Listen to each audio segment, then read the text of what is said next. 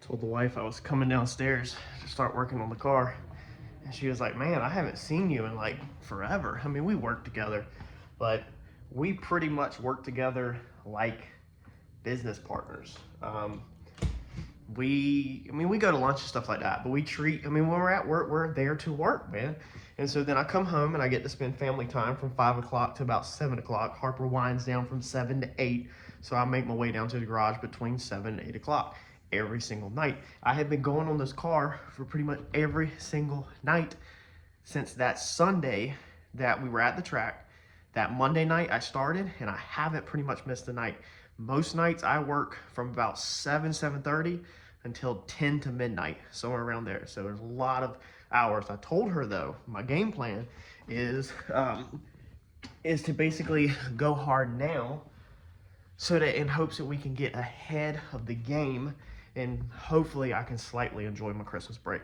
It seems like every year my Christmas break gets eaten up by work. 2 Christmases ago, I think it was, I completely redid Randy's car when we started this YouTube channel, and that ate my whole entire Christmas break up. Like over a week and a half, I worked straight at the shop, days and nights. Like I worked all day, come home, went back and worked nights to get his car done the first time. If you haven't checked out that playlist, go check out the Turbo John Racing, or the Turbo John Crew, I think it is, playlist on this channel, not on John's channel, on this channel.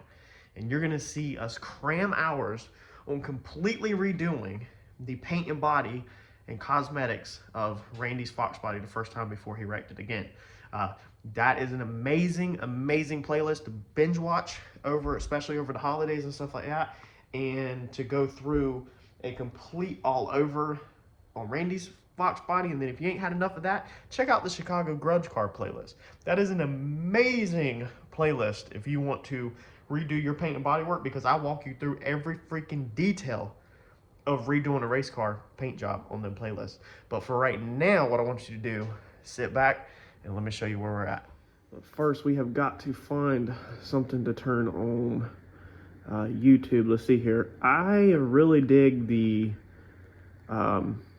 Christmas music because it's Christmas time, but however, I like to put a twist on it, and instead of just playing Christmas music, if you'll type in on YouTube Xmas trap music, or I'm sure you can spell out Christmas trap music, what it is basically they put modern beats over classic Christmas, and it's really good. December is like the only month that we get to do the Christmas music. I want it to be a little bit more upbeat when I'm working, but something a little bit different. I don't really care to watch racing on YouTube unless it is a bunch of talking and builds and stuff like that. Like I don't care to watch actual racing, I guess you could say, on YouTube. So normally I just turn on like Christmas music in the background for December. Keeps you in that spirit. So last night, got our crossbar in, all that cooled down, all that's welded up, everything is grinded. So see here, we're good on that. I think tonight's the night, y'all. Firewall is done. It just needs to be grinded, but that can be later. So I think tonight is the night to start cleaning out the inside of this car. Now we need to do the aluminum. However, it's outside and it's cold, and I'd have to cut it by hand, and it's a huge sheet to be cutting by hand. So we're not gonna do it. So I think we can start cleaning our floorboards, get everything clean, and possibly get ready to start doing some painting. Now we need to get this dash bar in, like I said, still, but I kind of want to get the floor done. I kind of want to get some of this done so that we just have like one item off the checklist. Oh, we need to grind that out too. So let's start by grinding that out. Then we will start by cleaning our floors, wire wheeling, paint thinner, and then maybe we will start running seam sealer tonight. And I guess we're going to have to figure out something to do with that seat to get it up to do our paint. Maybe we'll just go ahead and unbolt it, ratchet strap it up, and then get our paint underneath it. And we might go ahead and possibly paint this thing out tonight. Maybe, maybe not, maybe. We'll see. Let's roll. Well, the welder's back on because I forgot that I still have to do all these stupid flanges right here to bolt the aluminum on. Got to do them up and over. Got to do them all the way across both sides. I'm so sick of welding. I want to paint and clean so freaking bad that I about can't stand it. But I'm trying to get everything done, because if I don't go ahead and do it now, then when I start, when I get this body work done on this thing and then start welding on this, the heat will wrinkle up the body work and mess it all up. So got to complete my welding work and go ahead and get this flange across the bottom, and then we can finally freaking do the floor pans and get this mess cleaned up a little bit. Are we done yet, y'all? Can we please play with some paint and some make stuff pretty? Man, we got them done, all them flanges. We got this flange across the bottom done. Now we just got to go to the other side and get that flange done. This one I was like, man, you know, I could have just freaking welded it from the inside right there. All that white stuff, by the way, is because this is galvanized metal. So even though I cleaned the edge off, it's burning off the backside as you weld it. You need good ventilation if you're doing galvanized metal. I have the fan setting on the mini split. You can see it blowing some stuff around in here, and then the door over there is cracked open about a foot, so air is pushing in, and basically it's rolling right out. It's not really smoky in here at all or anything, so it's you can tell the difference if it's closed up. One more flange to go, and then I think we can finally start cleaning, vacuuming, and working towards paint. After all, I'm so sick of freaking welding, y'all. I guess it's not that I'm sick of welding, I'm sick of stitch welding. So I'm sick of sitting here doing 1 million freaking tack welds. How many tack welds do y'all think I have laid? You've seen everything I've done. It is a freaking ton. I've almost burnt through a whole bottle. One of these bottles, I forget how big they are. One of these bottles, almost burnt through that whole thing with gas. I think we got enough to finish tonight. How low are we getting? Yeah, we're getting low, but we got to take it in. But it's been a lot. I'm perfectly fine with tacking stuff up and flowing and burning it in with this sheet metal. You can't just burn in 22 gauge. Like, you got to continue to pull the trigger like this and just stitch it up. So I'll be so glad to finally get out of sheet metal mode. This is literally our last strip of sheet metal, and then from there, anything we do will be front suspension or stuff like that, and we'll actually be able to flow some welds and go fast. All right, so what we're doing is cleaning the floor up finally. So this stuff right here, where the Velcro was, the 3M double-sided tape, whatever's on the back of the Velcro stuff, is absolutely the hardest stuff to get up. All the other stuff is not hard at all, but I think I figured it out.